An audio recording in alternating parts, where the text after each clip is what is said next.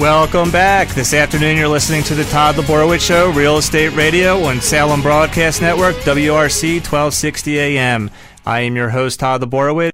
And now I'm here with Jeffrey Greenblat with Joseph Greenwald and Lake, attorneys at law, and Lisa Abrams with the Abrams Group of Remax Town Center at Park Potomac. Thanks for coming today. Our pleasure. Thank you for having us. We're really excited to have you here because I'm reading with Jeffrey. We're talking about real estate and divorce, and you have a lot of awards here. I do. And I see It's been a long career. Oh, you've been in the business for 40 years.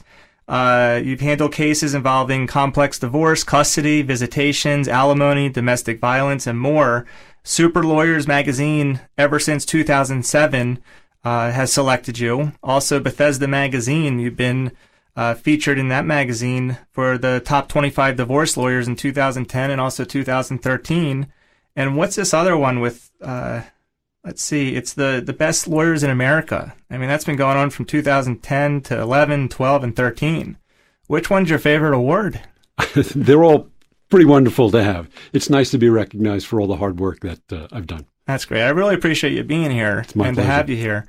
And we also have Lisa Abrams. She's a full-time real estate and professional working with buyers and sellers in the Metro Washington, D.C. area. She's a longtime resident of Montgomery County and is very familiar with the local market from knowing the neighborhoods, schools, and local amenities that this area has to offer. She also specializes in Silver Spring, Bethesda, Potomac, Rockville, Northwest DC, and surrounding areas. Well, let's get into the conversation about real estate and divorce. Now, Lisa, I know there's a lot of different niches when it comes to real estate. You got your first-time home buyers, people that are moving up or from a bigger house, they're relocating, they're military buyers. Why did you decide to focus on with clients that go through a divorce?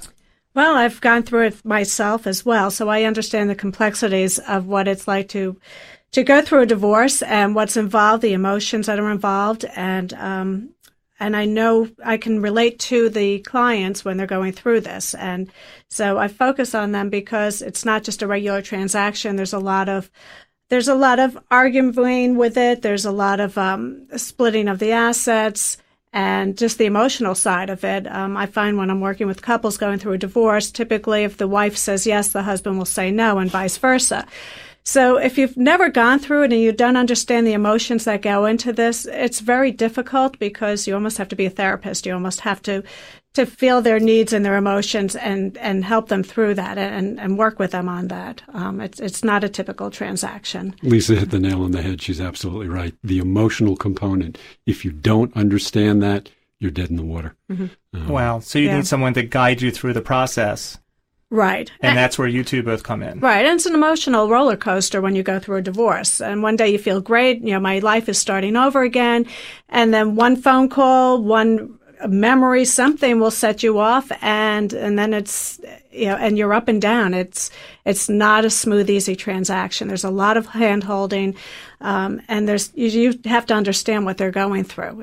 They're not at their happiest moment. It's not a good move. They're not moving because, somebody got a promotion and they're buying a bigger house, or they're moving to a new area, or they're starting, building up their lives together. This is something, it's an emotional time, and you have to feel for them. It's okay.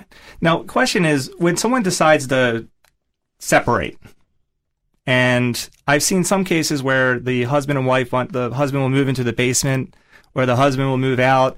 How do you decide who moves out? And some people sell the house and they split the money. Some people will. There's so many different transactions in a divorce. What's the stuff that you're seeing that's out there? Well, generally what happens is if things are going reasonably well, and that's a big if, most people will agree upon a separation. Somebody moves out. In Montgomery County, moving into the basement doesn't qualify as a separation. The law is very specific. You have to be in two separate households. If you're not in two separate households, then the time necessary in order to generate the divorce, which must be a year on a voluntary separation basis, doesn't start the clock. And so if you're fighting, what will happen is somebody may wind up staying because they don't want the divorce. They don't want out. The other spouse wants them out. And that's when you get into the tug of war, and that's when the problems start to arise. How do you get a spouse out? That's very, very difficult. There is a statute which is called the domestic violence statute, which enables one spouse to file suit against the other spouse if there is an assault and or a battery. So in other words, if somebody is threatened, but it needs to be a serious threat, and or is actually struck, those are at least two grounds upon which you can get one spouse out. But if it's just arguing and, bickering back and forth, unfortunately, at least in Montgomery County, that's not sufficient to eliminate one spouse from the house. So there has to be physical violence to get a spouse out? Or an agreement. Or an agreement between the two. Right. Now, the person that's out, do they have to have an additional agreement? Like, what happens if I need to go back into the house and get something? Well, once again, if the parties are reasonable with one another, that should be a very easy thing. The unfortunate part about it is if they're not reasonable, then what you need is either a court order, or you need an agreement between the attorneys where one spouse gets to go in for a period of time to either inventory the content of the house and or take pictures of the content of the house or actually remove certain things from the content of the house. Okay. Well, by the way, if you're just tuning in, I have with me today Jeffrey Greenblat with Joseph Greenwald and Lake, attorneys at law, and Lisa Abrams with the Abrams Group of RE/MAX Town Square at Potomac Park. And I am your host, Todd Laborowit, and you are listening to Salem Broadcast Network, WRC 1260 AM. Now, Lisa, I remember you were talking one time, you went to settlement, and the ex-husband never showed up. That's correct, yes. That can ruin a whole transaction. It can, and it's a domino effect. We had the buyers that were at the settlement table, the buyer's realtor, myself representing the sellers. I had the wife, the ex-wife, and we still needed the ex-husband to come and sign because he was part owner of that house. He was on the deed and can't be sold without both signatures, and he did not show up. So we made several phone calls, and I was able to talk to him calmly and explain to him why we needed him there, and it was important that he was there, and basically talk him off the ledge and get him to settlement and told him that once this is signed, everything else is done, and it's time to move on and start a whole new life. So again, that's where that therapist side comes in, where you have to. It's got to be so emotional for both. It is. It's a very emotional time. And the domino effect is you have the movers scheduled, and then people buying your house, and they're buying your house, and it's a domino effect until that's first-time home buyer. Right, and it goes way back. It's the buyer of the property also has buyers on the other end to buy their house. So it's truly a domino effect. So you really have to get everything coordinated and done. And we sat for several hours till he showed up, but. And a no-show could cause a lawsuit.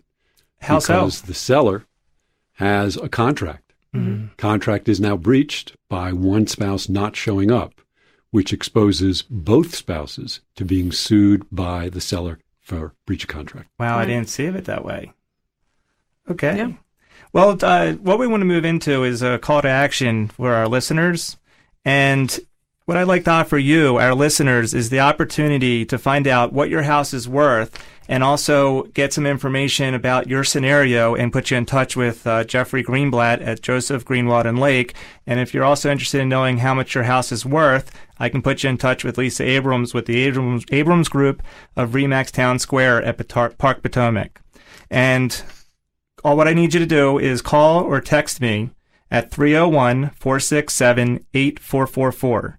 That number again is 301-467-8444. And as just a follow-up question is, if someone gets divorced, how do they get the money out if they put money into a house? Let's say it was an inheritance or... That's a very complicated set of circumstances.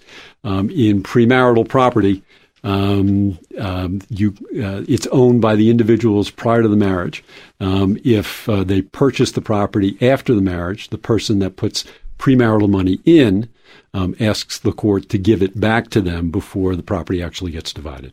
Wow, that's great information. You're a wealth of knowledge. I wish we had more time today. And when we get back, we're going to be having a conversation with David Feldman from Bethesda Green, talking about a higher level of green thinking. And we'll be right back.